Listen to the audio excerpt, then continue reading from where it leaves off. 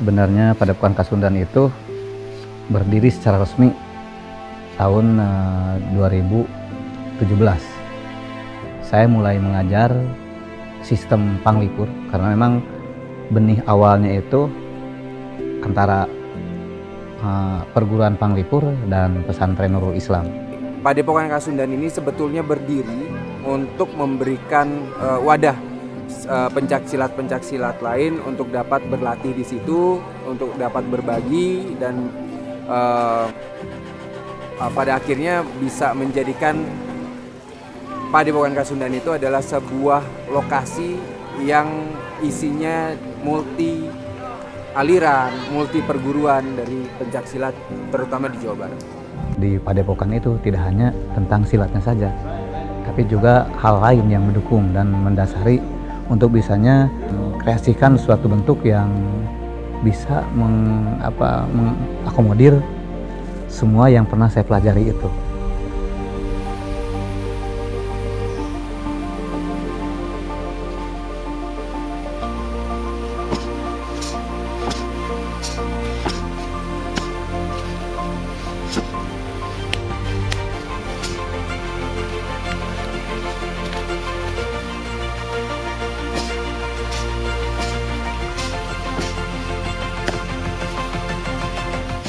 Panglipur itu awal pendiriannya didirikan oleh Abah Aleh sebagai pendiri Panglipur. Itu tahun 1909. Dari tahun 50-an sampai 2010 Panglipur dimajukan oleh putri beliau Raden Hajah Eni Rukmini Soekarningrat. Nah, tahun 2009 pas 100 tahun Panglipur, kita mengadakan suatu syukuran acara karena 1 abad perkembangan perguruan kita. Ibu Eni menunjuk pengganti beliau untuk periode 2010 ke sekarang, menunjuk Pak Haji Nana Supriyatna untuk meneruskan kepemimpinan Panglipur hingga sekarang. Sehingga alhamdulillah kemarin kita mengadakan Jambore Panglipur tuh. Kita ingin ada jambore tersebut, kita ingin kembali menyatukan, bahkan dengan motonya juga dari Ti Bihari Kakiwari, dari dulu hingga sekarang. Dan kemarin kita kasih judul tuh, pertemuannya itu silaturahmi lintas generasi, karena Panglipur sudah 5 generasi kan, dan salah satu dari generasi kedua masih ada namanya Abah Kusnadi kemarin itu masih dari generasi yang kedua, masih ada gitu kan. Jadi dari 3 provinsi, Jawa Barat, DKI dan Banten. Jadi alhamdulillah kita kemarin 90% tokoh-tokohnya bisa hadir, terus 70% cabang-cabang bisa hadir juga yang lokal. Jadi kedepannya target kita ingin mengadakan Jambore Panglipur secara internasional kalau situasi sudah mendukung. Bagaimana 15 perwakilan luar negeri kita ingin juga ikut bergabung dalam satu event silaturahmi secara bersama-sama. Sebagai perguruan yang memang lahir sejak tahun 1909, tentu banyak tradisi yang diturunkan oleh sesepuh dan guru-guru kita sampai sekarang. Sepanjang tidak berbenturan dengan ketentuan agama. Dari dulu Ibu Eni atau Abah Ale kalau menerima murid pasti ada kecer. Harus ada namanya sirih dan korejat yang disatukan, terus direndam dengan air yang murni, dan itu akan diteteskan ke mata kita sebagai upaya pembersihan. Tapi pembersihan di sana ada simbol bahwa kita mempelajari sesuatu harus dengan keadaan yang bersih, baik lahir maupun batin. Lahirnya secara mata, batinnya karena mata itu jendela hati kan. Dengan bersihnya hati, kita akan mempelajari silat baik lahir dan batin pun akan dengan mindset yang baik, dengan mindset yang benar. Nah, itu proses puruhnya. Tapi dalam puruh tersebut kita juga ada kelapa. Kelapa itu simbol dari bahwa sesuatu yang bermanfaat juga penawar racun. Awal pendiriannya Panglipur itu dibentuk dari 5 aliran. sudah saya sampaikan tadi, Cimande, Serak, Cikalong, Sabandar, sama Betawi. Nah, dalam perjalanannya, Panglipur akhirnya asalnya dikasih nama Panglipur Galih menjadi Panglipur.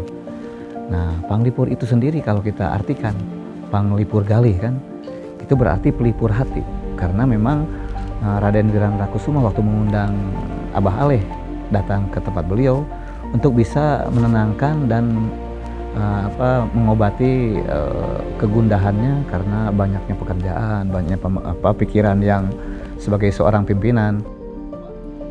Seperti yang saya ceritakan tadi, berbagai guru yang saya terima dari guru-guru yang ada di Sumatera maupun di Jawa, Madura kan. Nah, itu kita coba ini kan dalam satu bentuk susunan senam silat Kasundan. Jadi kalau kita lihat dalam senam silat Kasundan, tidak hanya tentang bela diri pencak silatnya saja, tapi juga ada physical exercise-nya juga. Bagaimana kita mencoba dalam 6 menit itu bisa menghasilkan suatu pendasaran bela diri, tapi juga mengangkat badan supaya tetap bugar, dan dari sana mau belajar apapun insya Allah badan sudah siap. Program kita ke depannya, kita ingin mengenalkan bukan hanya tentang dari sisi bela dirinya saja, tapi juga dari sisi budaya lain seperti yang kita sampaikan tadi. Budaya lain pun akan kita coba kembangkan. Dan salah satu programnya ingin membuat satu pertunjukan namanya Wayang Kolase. Wayang Kolase itu bagaimana di awal-awal merupakan satu pertunjukan wayang saja, tapi tiba-tiba panggungnya akan berubah menjadi panggung teater dengan perpindahan dari wayang ke orangnya itu melalui stand show. Nah, jadi berubah nanti jadi tampilan seperti wayang orang, tapi juga seperti stand show dengan teknik bentuk-bentuk yang biasanya dibuat dalam film, tapi sekarang kita coba dalam pertunjukan langsung. Nah, itu yang kita ingin coba kembangkan dalam Kasundan Camp selanjutnya. Di awal kita mengadakan camp, karena memang kita punya perwakilan di waktu itu masih 15 itu dengan Indonesia. Kita sudah bisa mengumpulkan mereka kira-kira 30 orang lah, tapi dari 14 cabang luar negeri itu, bukan cabang perwakilan. Kita alhamdulillah bisa mengadakan Kasundan International Silat Camp. Nah, waktu itu kita mengadakannya selama hampir 10 hari, mengumpulkan guru-guru dari mulai Sumatera sampai Jawa Barat, sampai juga Jawa Tengah, Jawa Timur. Perguruannya juga bukan hanya perguruan Panglipur, tapi ada juga perguruan Harimau Singgalang yang dari Sumatera.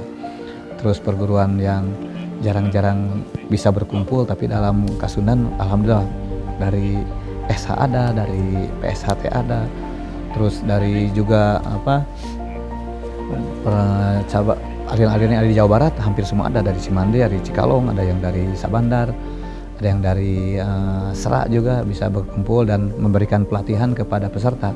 Sebelum di film itu saya sudah sering seperti saya sampaikan tadi, sudah sering mengajar dan workshop di Perancis. Selain di Perancis, kadang kita juga ada di daerah lain, salah satunya juga di Amerika waktu itu. Kita waktu itu diinikan di 5 kota.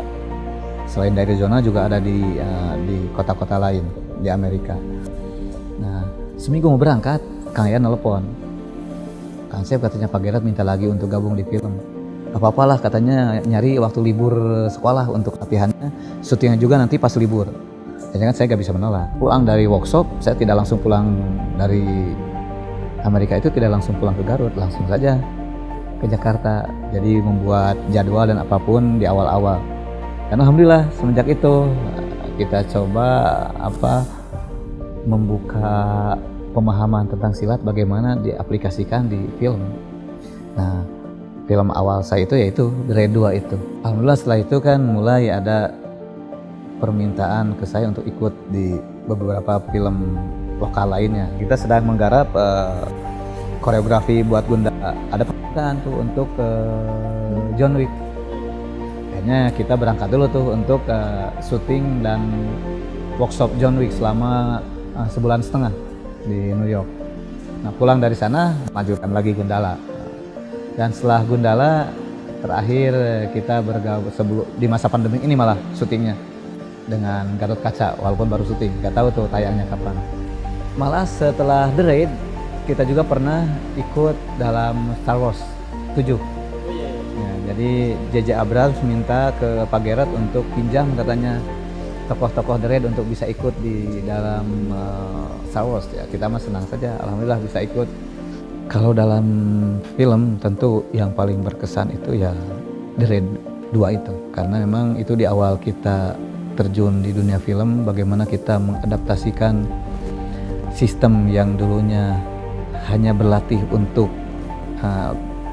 bela diri atau pertandingan ataupun pertunjukan dalam silat secara tradisional, dan sekarang harus kita aplikasikan atau adaptasikan ke bentuk di film. Nah, itu memang banyak hal yang sangat berkesan hingga sekarang pasti teringat John Wick ini, karena bagaimana kita punya pengalaman berkolaborasi dengan tim koreografer dari luar, terus sutradara yang sudah kawakan, apalagi aktor yang juga sudah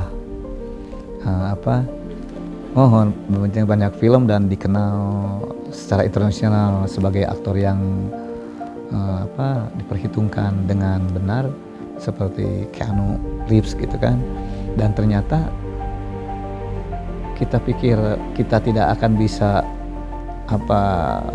ngobrol atau berkomunikasi secara biasa, ternyata malah di luar ekspektasi kita bisa berkomunikasi dengan seperti biasa, berlatih bersama, terus ngobrol selama persiapan take sewaktu syuting juga biasa saja, tidak ada pemisah gitu kan, seperti kita pikirkan dari awal. Itu yang juga membuat hal yang berkesan bagi kita, bagi Kang Yan dan saya, bahwa sebagai seseorang yang terjun di film, kita tidak melihat orang dari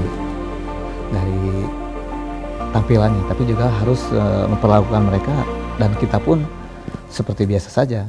Mbak Cecep bukan hanya mengajarkan saya tentang gerakan, tapi Mbak Cecep juga mengajarkan saya tentang filosofi dari pencaksilat itu sendiri, bahkan historical dari pencaksilat itu sendiri. Dan tidak hanya sampai situ aja, pencaksilat juga diajarkan kepada saya dalam menghadapi hidup ini, dalam menjalani hidup ini dengan